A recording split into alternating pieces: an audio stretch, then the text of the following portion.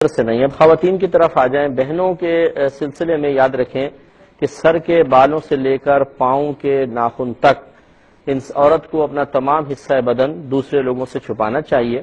نماز کے لیے اتنا ضرور ہے کہ جو چہرہ ہے عورت کا مکمل چہرہ، جس کو ٹکلی کہہ لیں آپ، سامنے سے چہرے کی ٹکیا جس کو کہتے ہیں، یعنی بال جمنے کی جگہ، پھر یہ سائڈ سے کنپٹیاں تھوڑی سی، اور پھر یہ سامنے کا حصہ، بس یعنی چین سے تھوڑا سا نیچے آئیں اور رک جائیں، پورا نیچے تک نہیں، تھوڑا سا آئیں رک جائیں، بس اتنا اس کو چہرہ کھولنے کی اجازت ہے.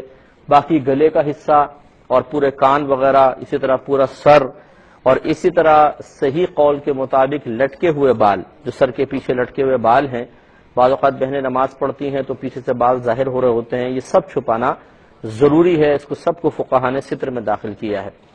اسی طرح عورت کی کلائی مکمل طور پہ ستر میں داخل ہے. ہتھیلی کے بارے میں بھی کہا ہے کہ یہ بھی ستر ہے، ہاتھ کی پشت ستر میں داخل نہیں ہے. لیکن حتی الامکان کوشش یہ ہونی چاہیے کہ چونکہ یہ بڑے مختلف مسائل ہیں، ان میں اختلاف ہے، تو بہتر یہ ہے کہ بہن جس طرح اسکارف ٹائپ ایسا کوئی کپڑا سلوا لیں اور نیچے تک کافی لمبا ہو، تاکہ اندر ہی ہاتھ رکھیں، اور تکبیر بھی وہ اندر ہاتھ رکھ کے لگائیں اور اندر ہی ہاتھ باندھیں، تاکہ یہ ستر کے مسائل چونکہ بہت نازک ہیں، نماز کے فساد کا کوئی حکم اس میں نہ لگے. باقی نیچے کا جو ہے پنجہ وغیرہ، یہ فقہاء نے فرمایا کہ جو عورت کا پاؤں کا پچھلا حصہ ہے وہ ستر میں داخل ہے. مثال کے طور پہ ٹخنے ہیں اور ایڑی، یہ ستر میں داخل ہے. باقی جو اگلا پورا پنجہ ہے اس کا استثناء فرمایا. اب یہ تھوڑا سا مشکل ہے کہ اتنی لمبی شلوار پہن کے نماز پڑھنا، یا اتنی لمبی چادر جو زمین تک لٹک رہی ہو اور اس سے پورے ٹخنے اور ایڑیاں چھپ جائیں، حتیٰ کہ جب عورت سجدہ کرنے لگے تو سجدے کی حالت میں چونکہ تھوڑی سی وہ آگے جھکتی ہے تو لازم بات ہے کہ چادر کھینچے گی، تو اس میں بھی پھر یہ ستر نہ کھلنے پائے، اس کی تھوڑی سی احتیاط کرنے کی حاجت ہے. تو ٹخنے اور ایڑیوں کو فقہاء نے عورت کے حق میں ستر میں داخل کیا ہے. اس لیے بڑی احتیاط کے ساتھ بہنیں کوشش یہ کریں کہ اپنی نماز کے لیے ایک الگ لباس بنائیں اور بڑی چادر کے ساتھ نماز پڑھیں تاکہ پورا حصہ بدن چھپے. اب ہماری بعض بہنیں بہت ہی باریک قسم کے دوپٹوں کے ساتھ نماز پڑھ لیتی ہیں. اس میں یاد رکھیں کہ اگر اتنا باریک کپڑا ہے کہ اسے زمین پہ بچھائیں تو نیچے کی زمین یا اس کپڑے کے نیچے کا حصہ بالکل صاف نظر آ رہا ہو تو یہ ستر کے لیے کافی نہیں ہوگا. جیسے یہ جارجٹ کے دوپٹے ہوتے ہیں خواتین کے کہ اگر اس کو زمین پر رکھ دیں تو ویسے باریک باریک جالیاں سی ہوتی ہیں اس میں، تو نیچے کی حصہ صاف نظر آئے گا. ایسا دوپٹہ اوڑھ کر اگر نماز پڑھی تو یہ ستر کے لیے کافی نہیں. یہ مقصد نہیں ہے کہ جیسے مثال کے طور پہ کوئی دروازے میں کھڑا ہو، باہر روشنی ہے تو ٹانگوں کی حیت آپ نے دیکھا ہے کپڑے کے اندر سے نظر آتی ہے. جیسے کوئی مرد بھی مثال کے طور پہ کھڑے ہو جائیں، کتنا ہی موٹا کپڑا پہنا ہو، لیکن اگر وہ ایسے روشنی کے سمت میں کھڑے ہیں آپ دیکھیں گے تو روشنی چونکہ پیچھے سے پڑ رہی ہوتی ہے تو کپڑے کے اندر سے ٹانگوں کی حیت نظر آ رہی ہوتی ہے. تو یہ حیت نظر آنے سے کوئی یہ ستر کے منافی، ستر کے خلاف نہیں ہے. جو اصل تعریف یہ اتنا باریک کپڑا، تو یہ باریک نہیں کہلائے گا بلکہ باریک وہی کہلائے گا کہ اگر اس کو آپ زمین پہ بچھا دیں تو نیچے کی زمین بالکل صاف آپ کو نظر آئے، اسے باریک کپڑا کہتے ہیں. لہذا جو کپڑا ایک روشنی میں کھڑے ہونے کی بنا پر بظاہر ستر کا سا کام نہیں کر رہا، اندر سے ٹانگیں نظر آ رہی ہیں بظاہر، لیکن اگر آپ اسی کپڑے کو بچھائیں گے تو آپ کو نیچے کچھ بھی نظر نہیں آئے گا. تو اصل اعتبار یہ کپڑے کو بچھا کر نیچے نظر آنے نہ آنے کا ہے، دور سے کسی روشنی کے اندر کھڑے ہو کر جسم کی تھوڑی بہت حیت سمجھ میں آنے کا نہیں ہے. تو اس لیے خواتین کو چاہیے کہ اتنا باریک کپڑا پہن کے ہرگز نماز نہ پڑھیں.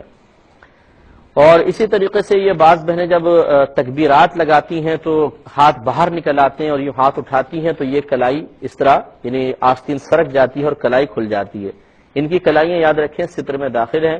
اگر 1/4 کلائی کھل گئی، یہاں کونی سے لے کر یہاں تک یہ کلائی ہے پورا، اور یہ ایک پورا ستر کا حصہ ہے، اس کے 4 حصے کر لیں، یہ 1 2 3 4، تو اتنا حصہ سمجھ لیں. اگر یہ پیچھے ہٹ گئی قمیض اتنی، جیسے سمجھ لیں مثال کے طور پہ یہ، اور یہ اس پر تکبیر لگا رہی ہے تو نماز شروع نہیں ہوگی کیونکہ 1/4 کپڑا کھلا ہوا ہے، ستر ہے، ستر کھلا ہوا ہے، اور ستر 1/4 کے کسی عضو کا 1/4 کے برابر کھلا ہو، اس حالت میں تکبیر لگائیں تو نماز شروع ہی نہیں ہوتی.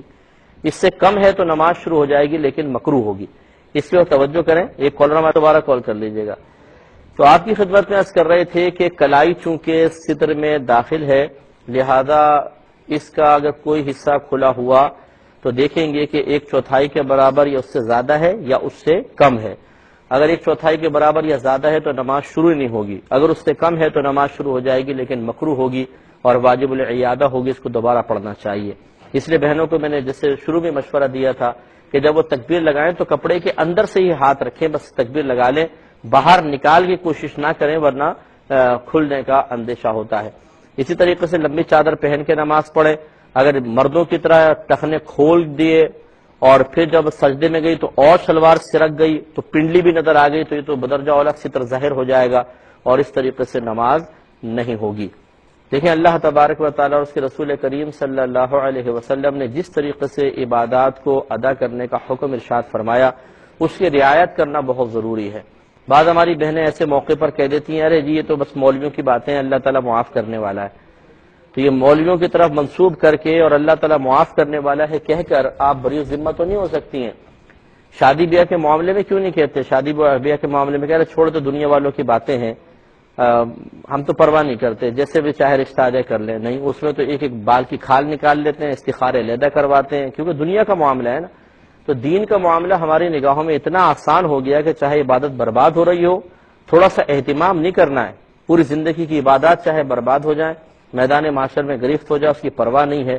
وجہ یہ ہے کہ ہم مادی لحاظ سے چیزوں کی طرف بہت زیادہ، جو مادی اشیاء ہیں ان کی طرف بہت زیادہ مائل ہو گئے اور آخرت کی کوئی فکر ہماری نگاہوں میں نہیں ہے، اس لیے اس قسم کے بے پرواہی کے جملے نکلتے ہیں.